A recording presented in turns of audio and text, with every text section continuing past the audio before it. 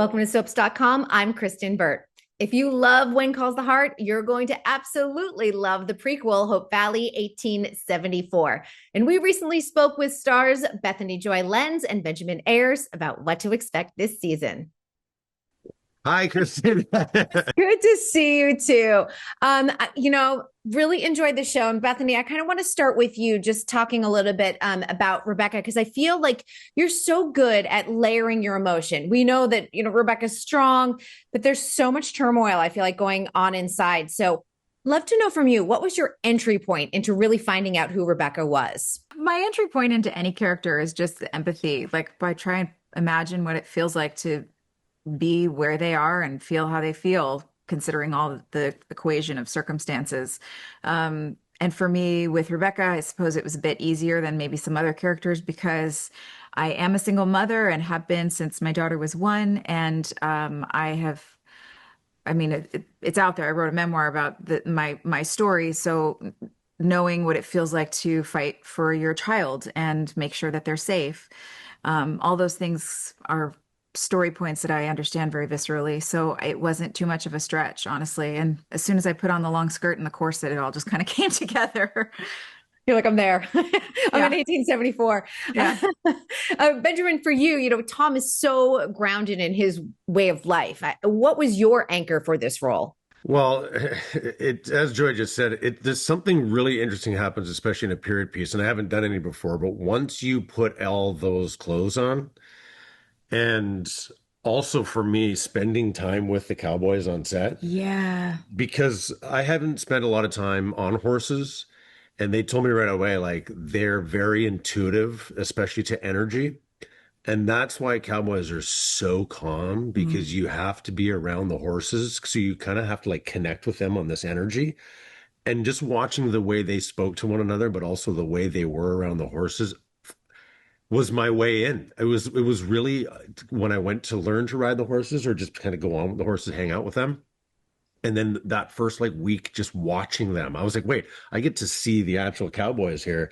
And it just allowed me to just drop down and trust that kind of doing nothing was a lot in a way that really helped me anchor it from the get-go that I didn't really predict. I sort of had, oftentimes, as you just said, like emotionally, I could just put myself there, but this needed another layer that I hadn't found yet until I started hanging around them, and it really did help.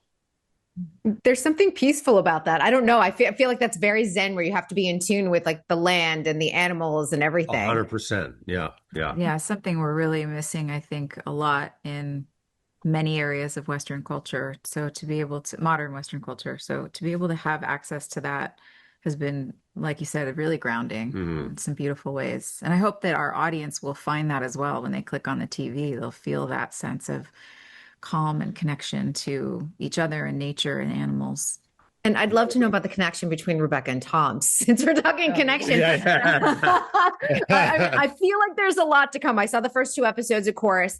They're from two different worlds, but they both have their walls up. So, and I feel like there's a push pull. Is this association, that push pull, going to start to peel back maybe some of their complex layers as we progress? Well, it would just be not Hallmark if it didn't. yeah. It wouldn't be a romance if it didn't. Yes, of course, they'll peel back the layers. They'll get to know each other better. And I think that's part of any relational journey, whether it's romance or friends or family. The more you go through together, the more you um, get to know each other. But I really Become. appreciate the way it's written. Like they both come to the table with so much complexity and complication that it's not as easy as it should be and could be, and often is with Hallmark. And of course, because it has to be a slow burn. But as you said, those walls are there, and it takes a while. It's brick by brick. They're going to come down, and I think that we really sort of find this beautiful friendship first, and that's a really fun way. When we started to talk about that to get to where they need to go to. Yeah. That's the beauty of it, of doing this on a series rather than just doing a 2-hour movie, that we actually have the time to build that relationship for the audience to invest in and build that anticipation. It's not just happening fast. It's not cheap. We really have to earn it. Yeah. And I love that of course the audience sees it. And it's like, and they know it, but they've got to fight against it. And it's like that's just so much fun to watch as an audience. When I'm watching screeners like this, ahead of an interview, I'm always writing down notes while I'm watching you guys and the storylines unfolding. And then, of course, it ends for me because I only got 2 episodes. But the secrets, Rebecca's secrets, I'm wondering if this is going to derail them a little bit. Can you tease how this will impact her daughter, Sarah, in this first season? Yeah, Rebecca's left some things back in Chicago that she's trying to get out from under and start anew. And I think with anyone in that scenario, until you resolve everything in your past, it kind of is always chasing you a bit. So there's this dark cloud that she's trying to run away from that is going to continue its pursuit. But yeah, I think that makes her life even more complicated, even more guarded and insular. And for Tom, he seems stuck in his ways, but there are subtle things that we're seeing that he's a softie at heart. Why doesn't he show that more often?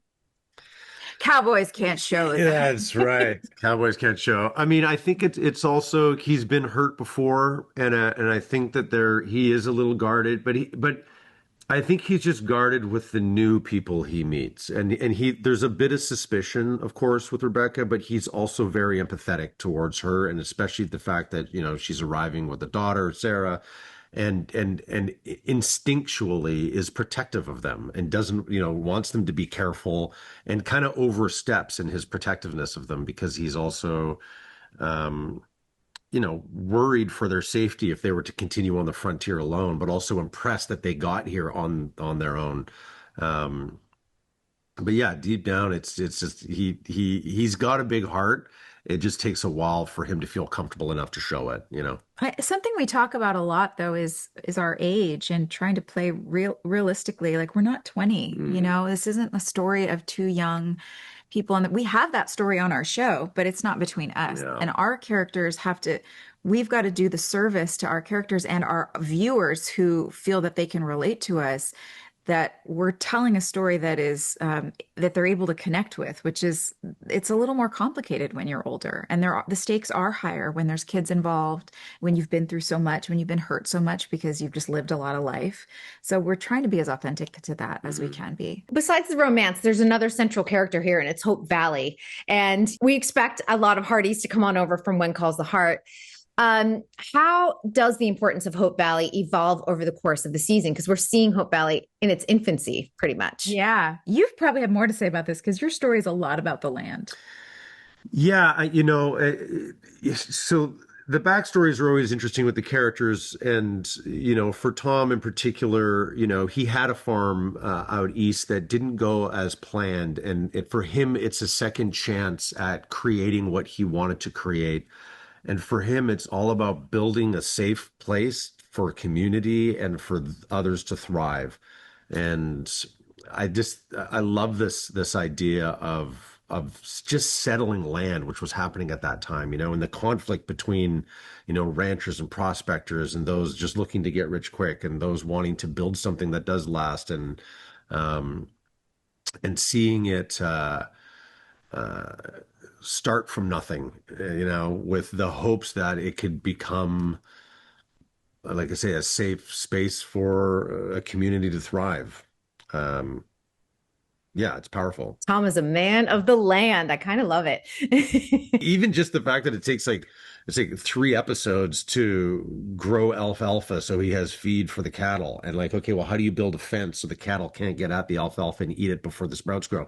Like that. These are conflict issues. These are the conflict. Like the obstacles are so easy because the obstacles in our world is literally survival. Yeah. It's not like obstacles being shoehorned in just for the sake of an obstacle. It's quite simple stuff that we take for granted in our life nowadays. And I think that's what's informed me so much, and what I love about being in 1874 is, we'll be done at the end of the day and go, like, you think about how easy it is to go to a restaurant and order a meal, and like how difficult that would have been back then just to get a meal on your table, Yeah.